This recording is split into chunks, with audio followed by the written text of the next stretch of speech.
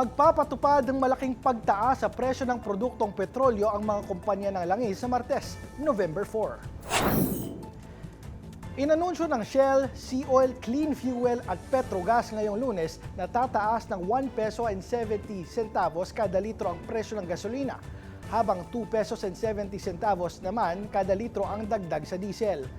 Madadagdagan din ng 2 pesos and 10 centavos kada litro sa presyo ng kerosene. Ito na ang ikalawang sunod na linggo na magtataas ng presyo ng produktong petrolyo ang mga oil firm. Noong nakaraang linggo, nagpatupad ang mga kumpanya ng langis ng dagdag presyo na 1 peso and 20 centavo kada litro sa gasolina, 2 pesos kada litro sa diesel at 1 pesos and 70 centavos kada litro sa kerosene.